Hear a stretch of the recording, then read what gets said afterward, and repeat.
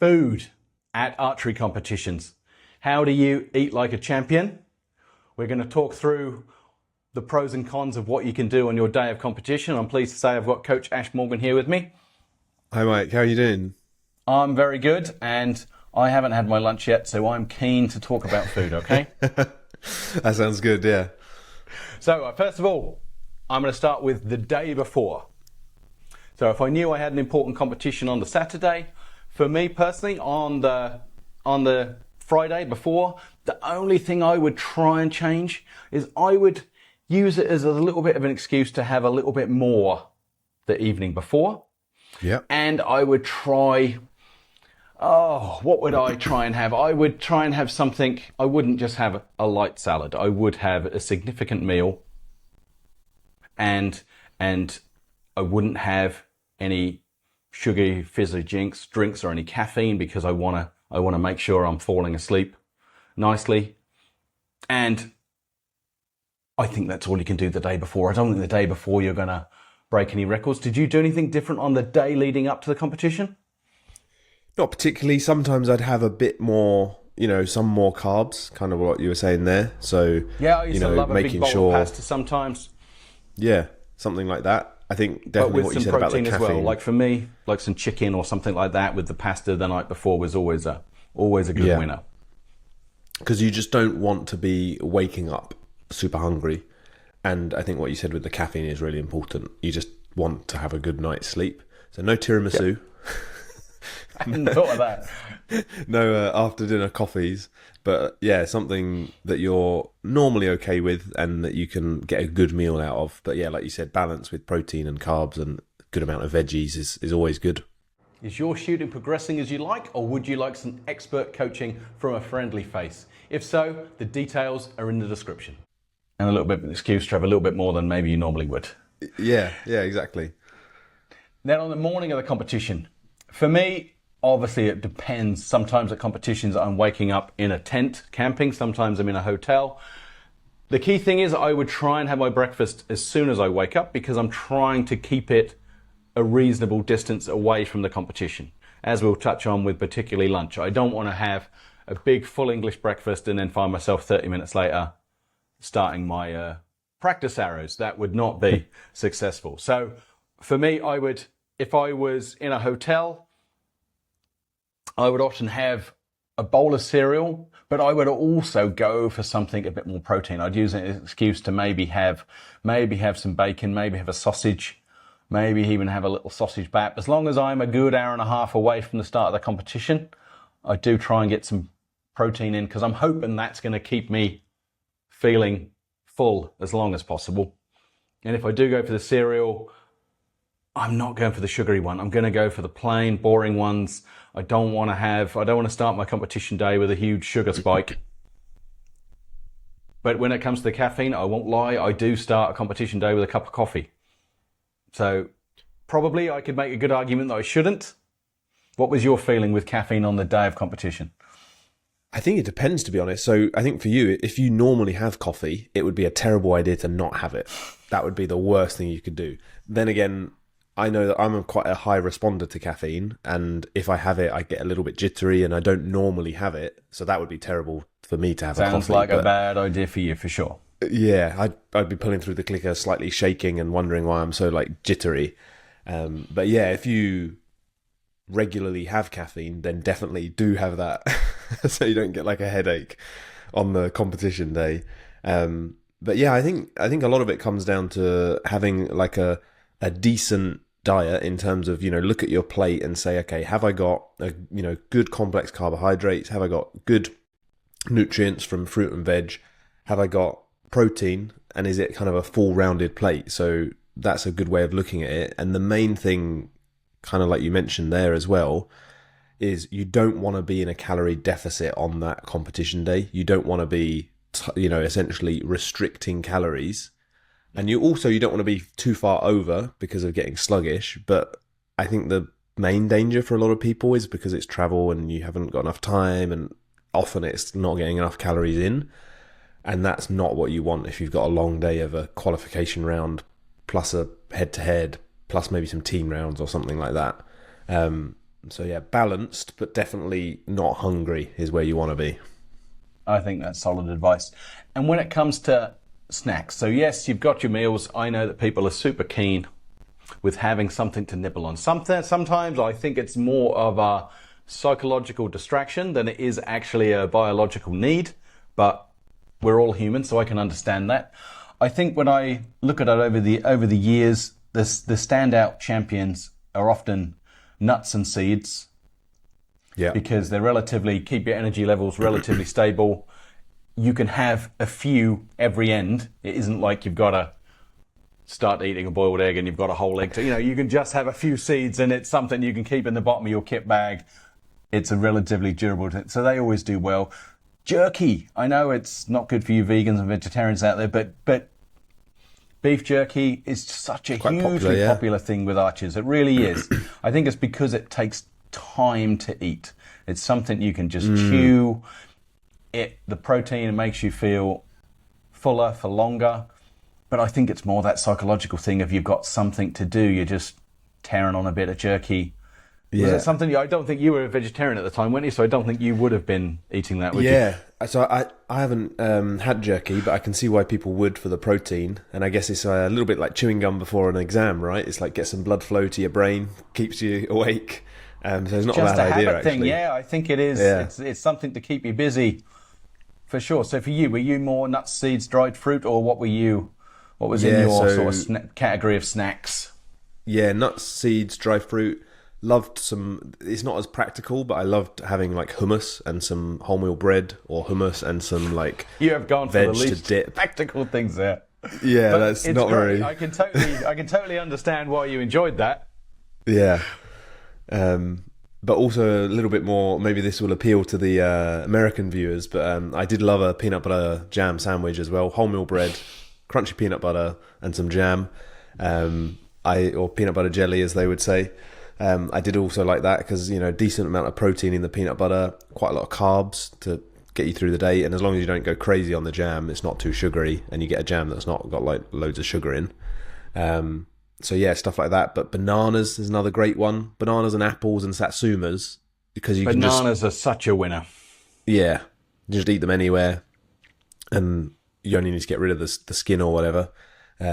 So real food like that is just gonna have so much less of a blood sugar spike. That's the thing. You don't want to spike and then crash, is what you're kind of saying with the seeds as well, right?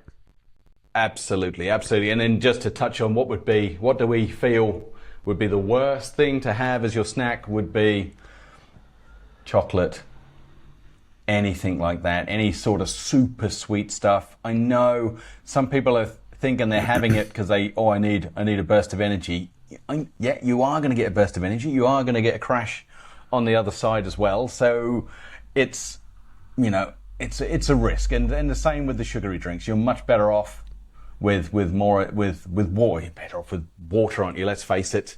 Even some of the fruit juices can just be a bit too high in sugar, but most of the time, just sticking with water and try and avoid the super sugary things. Yeah. And a little tactic for if you're traveling and stuff like that is a lot of the good snacks that you can have, often you can find at the breakfast buffet in the hotel that you're at. So you can just tactically, you've got the muesli corner where you've got like the seeds and stuff. You can just take a few seeds, take a few raisins and all that kind of stuff, make a little pot. Maybe if you're really prepared, you might have a little plastic Tupperware to put them in. Maximise your hotel fee the most, yes. Yeah, exactly. But it's really handy because obviously you don't want to always bring like a kilo of seeds with you or whatever. And yeah, having those kind of slow release and nutritious foods is what you want. Definitely. I did have maybe we'll get to the end of the day later. I had an unconventional end of day snack. All right. Maybe. So we'll get look to forward that to later. that then. So when it comes to lunch, again, I wouldn't have the peanut butter jelly. I would be happy with a peanut sandwich, or I'd be happy with. I used to buy like chicken tikka, so chicken that's just been cooked with some sort of tikka spices on it, and that in a sandwich. I really like that for my lunch. The key point for me was, as soon as I finish the morning shooting, I need to have my lunch. The biggest mistake of the biggest food mistake I feel like I could make of the whole day is having too much for lunch or having it too late, so I'm starting that afternoon shooting feeling full. Now, if I think about my 20-year career, the few times that stand out to me is when I had too much to eat. I then sat in my chair in the sun, talking to friends, and then just slowly fell asleep. And they were the key times where I really damaged my afternoon shooting by just overeating, over-relaxing, falling asleep, and then just not being mentally ready for the afternoon at all. And they stand out to me as like massive mistakes. Of course, I learned from them, and hopefully you can learn without doing it. But that's, to me, I think that's the highest risk point, is that getting that lunch wrong, isn't it? Yeah, I would agree with that. And sometimes maybe it's the lunch, or sometimes if you're, you know, morning shooting, you've only got one session, it might be the same thing, but eating the breakfast too late because you got up late, having a massive breakfast, and then you get to the field and you're like, oh, just like really sluggish. So yeah, I think that's the thing to avoid. But also, I can see why you did that, because it's quite rare in the UK that we get a nice sunny day where you can just like chill on your seat and relax with friends rather than hide from the wind and rain, right? So you're probably enjoying the day. And I reflect, when I was a full-time athlete, I think the majority of the time I was tired. The majority of time, if you just laid me on the floor and asked me to close my eyes, I would fall asleep, because generally our lifestyle was so active and busy, you did want to go to sleep. You know, I'm not saying I was overly fatigued, but I definitely was an active person, and if my body had a chance to have some food and fall asleep, my body would take that opportunity. But there is nothing worse than starting, as it was back then, starting 50 meters or starting your head-to-heads when you really just want to be asleep, you know. So for me, that's the biggest mistakes I made at competition. Then, when the competition's done, for me, the priority for me was getting away from the competition, going back to the hotel, getting clean, tidy, and then I could feel like I could go out, have food, and there was no work to do after the food. So once I had had my food, I could just go straight from food to relaxing to sleep, and try and. Whereas sometimes I'd left the tournament, have some food, and then I still had to go and fletch some arrows, or I had to go still put up the tent or something like that. I know it might seem strange that we used to camp at shoots, but we used to camp all the time in the UK. So for me, it was important about getting the work done for the day, having a nice big meal again, high quality, good meal, so then I can go from food to relaxing to sleep. How about you? Yeah, Sounds similar. Like you're gonna I mean, end of the day, similar, definitely with the, I'd like to get everything done, go out for food, and then relax. The kind of unconventional thing that I mentioned before was, you touched on kind of sugar earlier and very high, sweet things or high sugar foods. I did have a slightly unconventional thing that I do with head-to-heads, or just at the end of the day. Basically, often there'd be a competition that takes long, people are delayed, or like they've got targets blow over because it's windy again or something, whatever it is. It's a long day, and I'd find myself flagging and getting towards the end of the day, maybe the last dozen arrows, 2 dozen, maybe the last head-to-head. And then I think it was maybe 6 or 7 years into when I was shooting, I thought, why don't I just have a load of sugar at that point? Because it doesn't matter when I crash after the competition. I want to win the last head-to-head. I can understand that train of thought. Please, tell me, how did it go? So yeah, basically I had this, you could call it a strategy, I guess, but when I knew that I only had maybe 30 or 40 minutes left of shooting, and if I felt really like I was flagging, I would either have some really strong like fudge, which is just basically pure sugar. That's yeah, just completely like, you when I had this, I wanted something that you eat and you're like, Jesus Christ. Yeah, fudge will do that. Fudge will do that. And sometimes I didn't have fudge, obviously, if I hadn't pre-planned. I just had a couple of the sachets of the sugar from like a coffee shop. So I always had a few of those in my bag. Just have them in the bottom of my kit bag. And I would just like have a couple. Just for the pure, wow, I've never done that. I've never tried it. Maybe I missed out. It was definitely a hit. But I do think it helped a couple of head-to-heads where, especially, maybe I'd lost the semi-final and I've got a bronze medal match to do, and I'm just like, I'm just so tired now. I'm kind of mentally done a little bit, and I've just had a few sugars.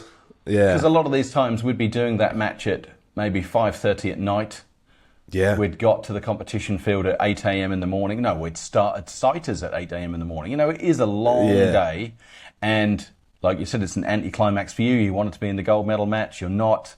I can understand. And it is odd that you've been there 10 hours and the most important shooting of the day is about to happen. That's it is a bit back to front, isn't it?